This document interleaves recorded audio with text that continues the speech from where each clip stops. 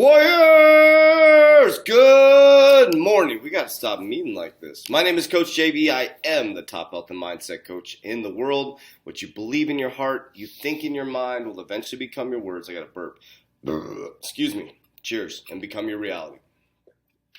I say that every single day on my podcast. I've been saying that for about a year and a half because what you do believe in your heart, you think in your mind, will eventually become your words and become your reality.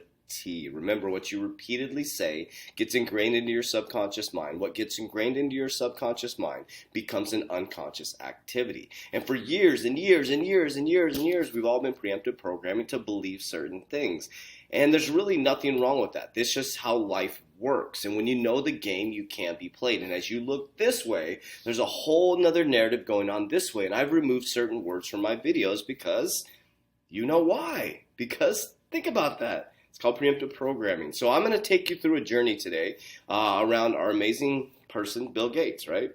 I'm saying amazing because we want the algorithms to keep this going, right? But listen, I'm just going to share information with you guys. Hear the underlying tone. I'm going to share information with you guys to let you make an informed decision, right? We're all adults here, and information is available to all of us. And as I present the information to you, you're going to get an insight on how my brain works and how I make my investments and how I'm working to build to generational wealth. Because my belief system is that this is God's money.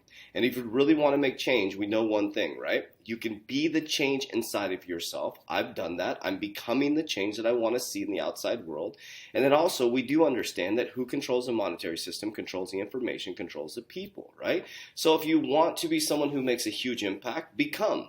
And if you want to go even further, you can bring the money back to God's people. That's exactly what I'm doing. So I have a Warrior Academy with 540 people. Actually, I keep saying the same, but it's more people than that now. 9 different countries. And what I do is I present my portfolio in the quantum financial system in the fourth industrial revolution. I'm not a financial advisor. None of this is financial advice. But I show exactly what I'm doing because all this is brand new to everybody. You hear about crypto. It's like, what the hell is crypto? Oh my God. And so it's a new frontier. It's a new asset class since the 1600s. So I brought a group of people together and I share my information. All that stuff's down in the description below. But let's go ahead and kick it off. I'm going to take you on a journey.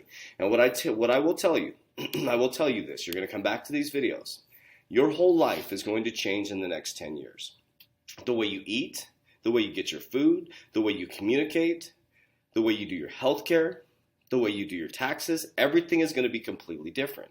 It's all going to operate on a blockchain, and you're going to be moving towards zero carbon by 2050. Now, you're not going to stop this freight train.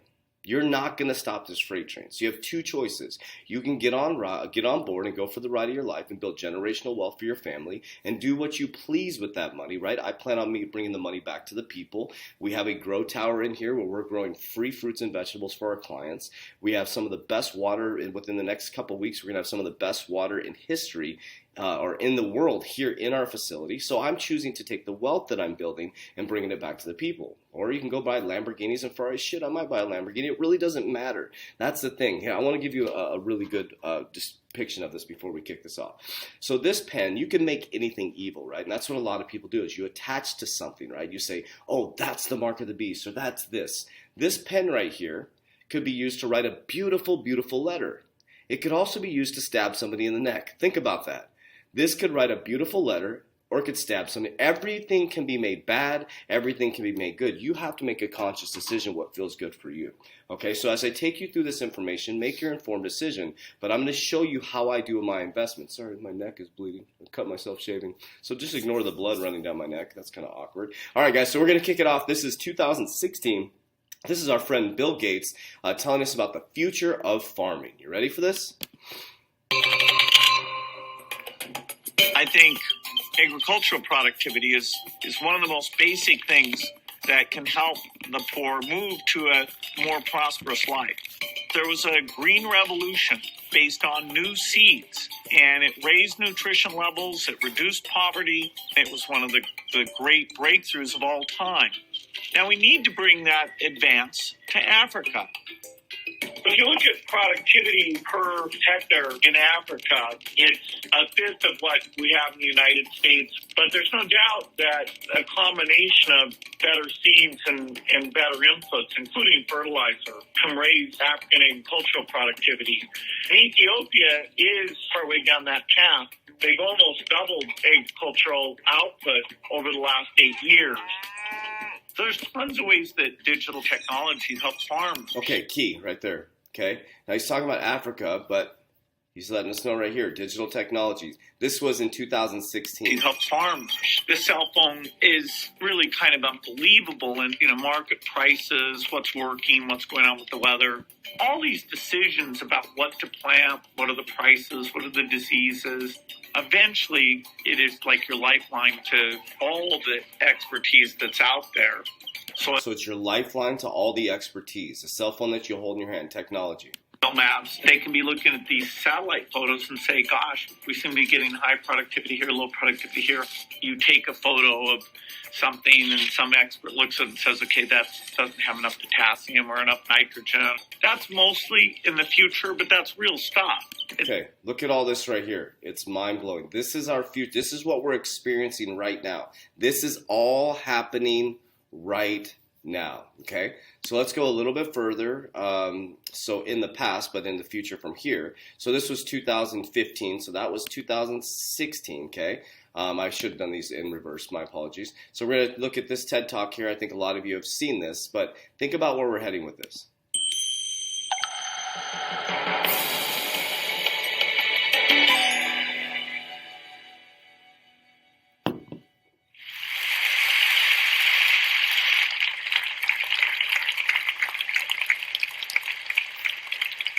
When I was a kid, the disaster we worried about most was a nuclear war. That's why we had a barrel like this down in our basement filled with cans of food and water.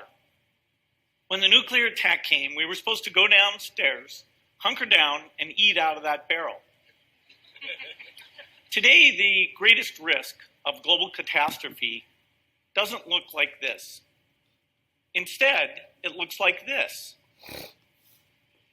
If anything kills over 10 million people in the next few decades, it's most... So think about preemptive programming. Do you remember what he said in here? He said the word virus in here. It's likely to be a highly infectious virus rather than a war. Not missiles, but microbes. Now, part of the reason for this is that we have invested a huge amount in nuclear deterrence, but we've actually invested very little in a system to stop an epidemic. We're not ready for the next epidemic. Let's look at Ebola. I'm sure all of you read about it in the newspaper.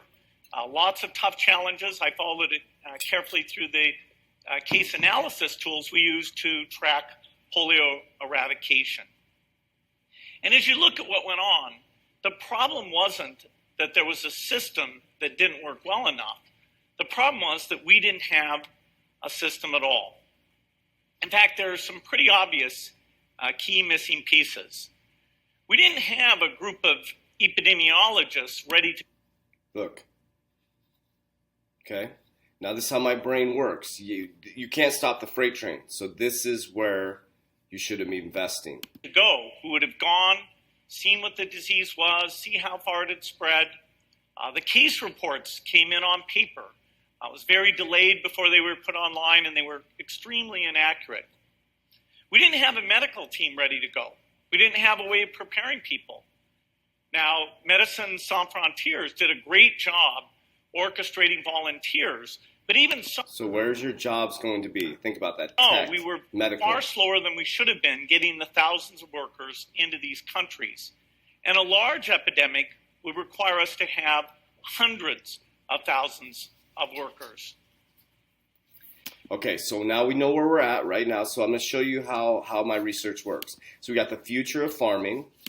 We got this part he's talking about in 2015, and now all of a sudden, In 2019, June 2019, a trailer comes out. Now watch how my brain works and how I show people. Is that the Game Changers documentary exploded around September 2019. Now go look and see how many vegan documentaries there are. Go take a look. It's with normal hippy dippy people like me, right? But then all of a sudden, a documentary produced by James Cameron, Jackie Chan, and Arnold Schwarzenegger. Arnold Schwarzenegger, the meat eater, right? The bodybuilder, the Terminator. They use people who are very, very famous to preemptive program us to where we're heading in the future. Okay, so why did this documentary blow up? Because it had fat pockets backing it. Now, where were they taking us? Their preemptive program. But look at the people they're targeting in this documentary, right? So, okay, you can convince a hippy-dippy guy like me that to not eat meat, right? But who do you need to get to? All the people watching the Super Bowl, all the guys that are 49ers and Raiders, and I'm tough because, you know, their boys are going to clown them at the poker table if they go vegan. But if these people go vegan, then it's okay. Understand the game, warriors. Watch. One and only Arnold Schwarzenegger. I ate a lot of meat. They showed us commercials. Steak.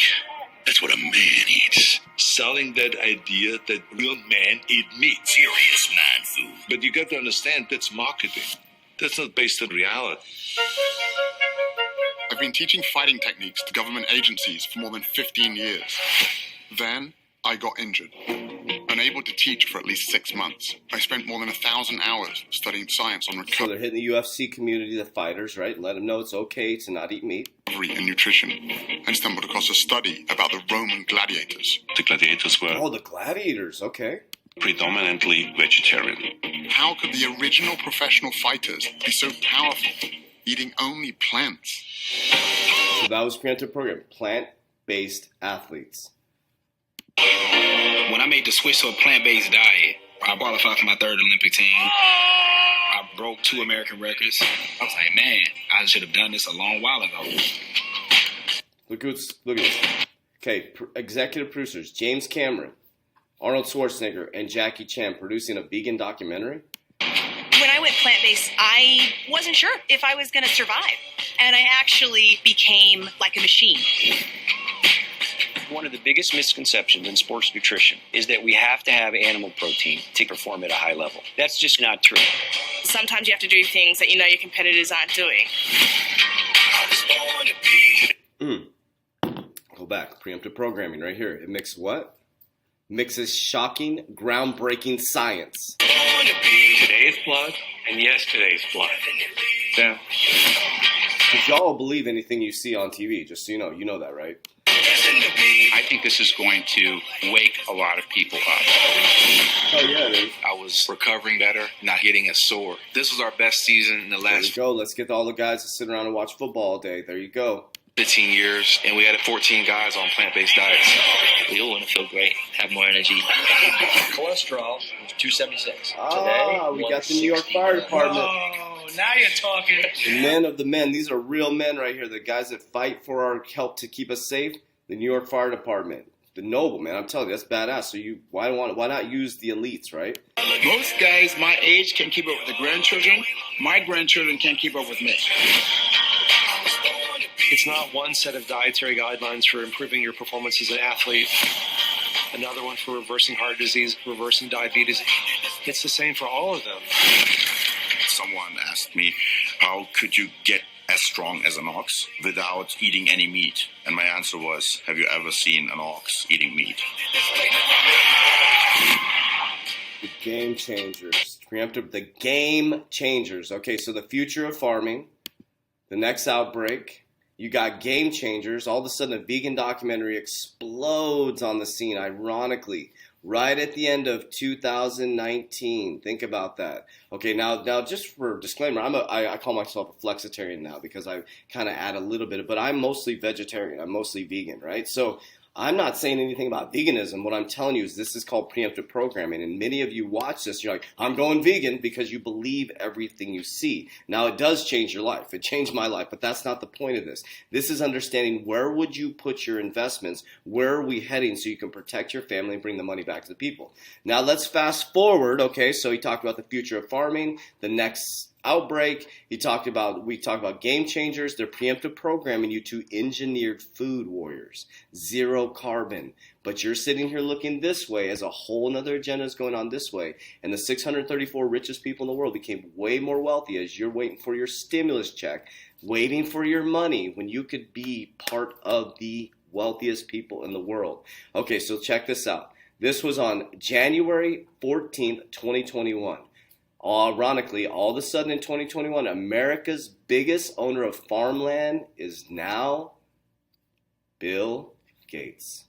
Bill Gates, the fourth richest person in the world and self-described nerd who is known for his early programming skills rather than his love for the outdoors, has been quietly snatching up 242,000 acres of farmland across the U.S., enough to make him the top private farmland owner in America. After years of reports, he was purchasing agriculture land in places like Florida and Washington. The land report revealed that Gates, who has a net worth of $121 billion according to Forbes, has built up a massive farmland portfolio spanning 18 states. His largest holding in Louisiana, 690,000 acres, Arkansas, 47,000 acres, and Nebraska, 20,000 acres. Additionally, he has stake in 25,000 acres transitionally land on the west side of Phoenix, Arizona, right where we're at, which is being developed in a new suburb. Warriors, think about that. Who controls the money, controls the information, controls the people. Now Bill Gates, the future of farming, the next outbreak, now has the most farmland in America. The most farmland in America. Okay, now you need to understand where we're moving to in 2050. Okay, zero carbon. So zero carbon credits, you need to understand what this is. So technologies you can invest in are helping companies go zero carbon. Like VChain. VChain is a supply chain management company that can help people with reporting around zero carbon. You have XRP Ripple that is a zero carbon cryptocurrency. They are moving towards zero carbon, right? Okay, so something that's really, really important that, I missed the video. I had it all set up for you guys. Okay, so I want to show you guys one more video. Just bear with me. I'm going to do research with you guys right here, okay? So we're going to move this out of the way, and I'm going to show you really quickly one more video, and then I'll let you guys go. I know I've been holding you guys for a little while here. Okay, so now we got Bill Gates talking about this in 2015, and then we got 2016, and now we're going to move to Davos, which is this year happening right now, or it's over now. So Davos, and then we're going to watch this where he's talking about carbon credits. Now remember, if you want to join a Warrior Academy and see how my brain works and work with my team and see my portfolio, just click the link down below. Let's get right into this really quickly. This is what I do all day, Warriors. Just give me 1 second, bear with me. There we go. There he is.